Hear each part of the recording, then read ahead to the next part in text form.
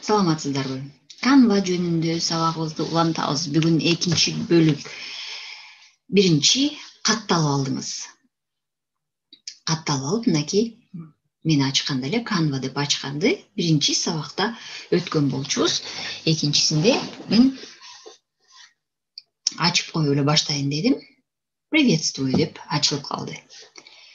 Бүгүн жаңы ачсамбы, жаңы сабак жасасамбы, же мурдакыны улантсамбы дедим. Мурдакыны улантабыз биринчи.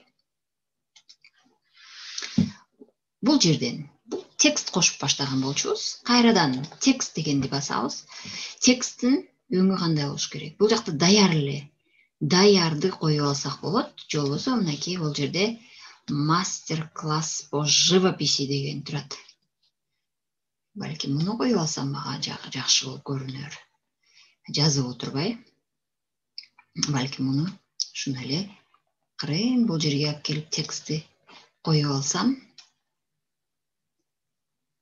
Мынакей буларды чоңойтуп кичирейтип жылдырып аласыз. Антпесе сизге өзүңүзгө эле ыңгайсыз болот. Мынакей баары бир жерге батып тургандай болуш керек.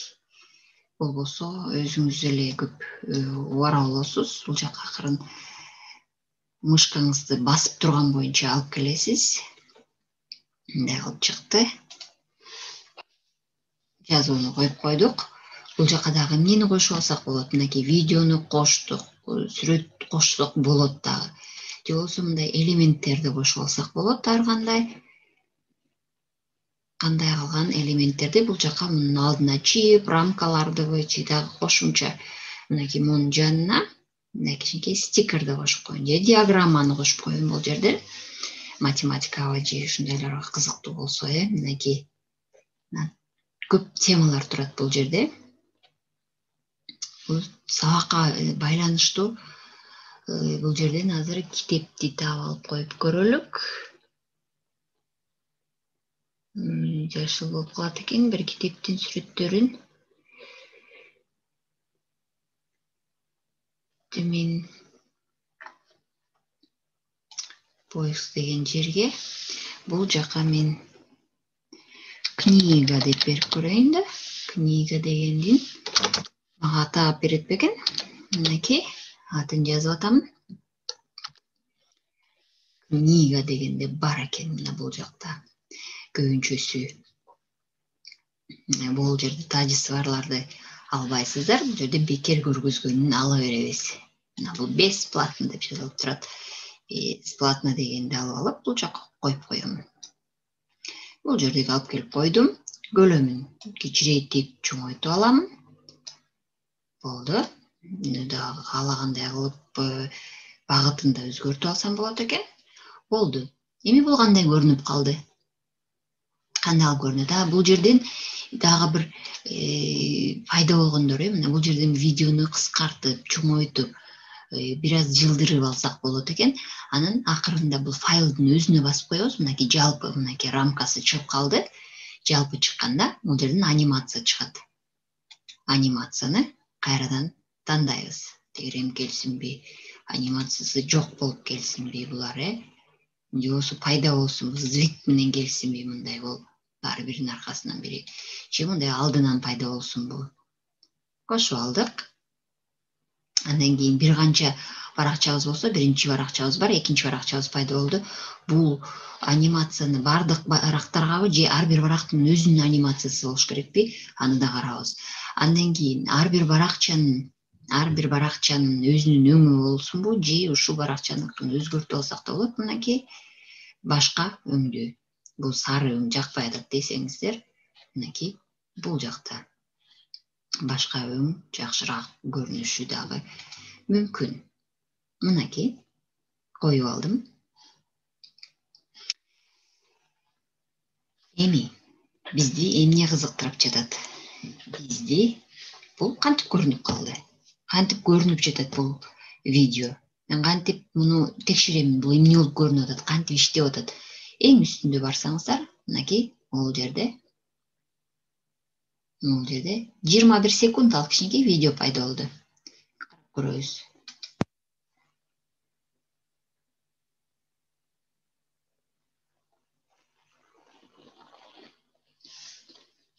даяр видеоңуз.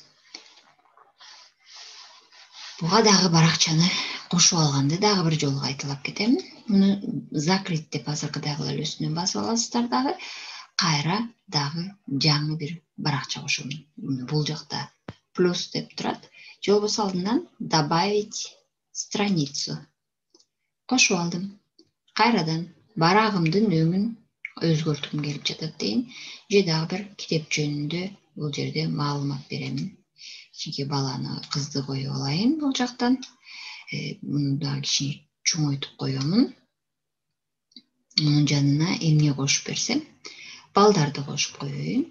Бул сүрөттөрдөн сырткары, бул жерден элементы дегенден мындай кичинекей анимационный сүрөттөрдү таап алат экенсиз. Фотодо болсо кадимкидей сүрөттөр тартып койгондору бар. Мынакей. Бул жерде балким бизге дагы кызыктуураак болгон фондордон болуп калышы мүмкүн. Мынакей, тагылып же болбосо кесилип калды бул жерден. Пеш үчүн кичирейтип алабыз. Бул бурчка дагы тоголокторго алып келип туруп, акырын кичирейтип алабыз. Жылдырып алдык. Же болбосо бул сүрөт жакпаса, мынакей, бул баланын жанына доска деп коебуз. Кайра элементтерден издеп келебиз. Доска. Класс депчи, сабактарга ылайыктуураак болуш үчүн доска таппай жатабы. Мынакей. Досканын түрлөрү. Болсо сабак өтүү үчүн керектүү мынакей түрлөрү, эң кызыктуусу анын мүмкүнчүлүктөрдү көргөзүп берип жатат, Муну досканы кылып коебуз, жылдырабыз. Чоңойтобуз доскабызды. Анан бул жакка жазууну кошуп алабыз. Жазууну кошобуз, Т дегенди коюп коебуз. Анан темасын жазып алабыз. Же болбосо бул жактагы даярдан алабыз. Болбосо добавьте основной текст или добавьте под заголовок деп турат. Мынакей муреки не алып келебиз. Видео чыгарып алабыз дагы. Анан акырын алып барып бул жакка мышкаңарды койсоңуз, ошол жерге жазыла берет. Бул жакка саламатсыңарбы?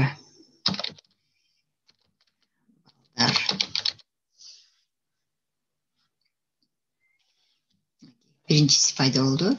Бунун баарына тең акырындан анын эффекттерди бере баштаганда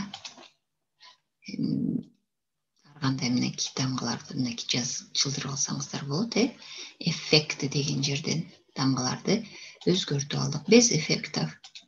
Же болбосо мында көлөкөсү менен көлөкөнүн мынакей ар кандай эле эмелерин жылдырып мына карасаңар, алмашып атат. Көлөкөсү чоңураак түшсүнбү, кичирээк түшсүнбү? Андан кийин багыты кайсы жакты көздөй? Оң жакты көздөйбү, сол жакты көздөйбү? Балдарга дагы андан кийин размытие тагыраак көргөзүп, же болбосо кээде көлөкөнү кошуп койгондо дагы текстиңер жакшы көрүнбөй калат. Прозрачность мынакей так көрүнүп, кичине орточо көрүнүп. Андан кийин бул текстиңердин өңүн дагы өзгөртүп алсаңар болот. Мынакей аркасында көлөкөсүнүн өңү алмашып жатат. Өзүңөргө кызыктуу болгондой кылып кошо аласыз. Андан кийин бул жакта фон деген бар экен. Фон мунун аркасында мынакей актайлы болуп турат. Бул жака кандай фон жарашат? Муну коюп алалы. Карап көрөлүк. Же болбосо фондон башка эмне бар экен? Бул жак кызык болобу?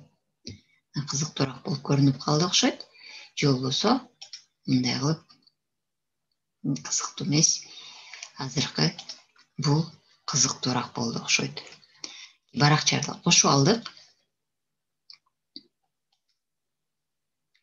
Кайра бул жерден подъем деген жер болчу.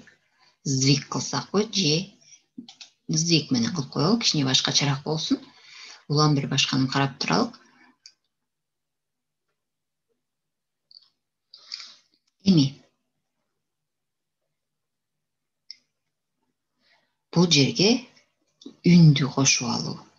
Кээ бир жерлерде даяр музыкалар бар. Аны 3-сабакта көрсөтүп кете аламын. Кийинки сабактан жолукканга чейин жакшы туруңуздар.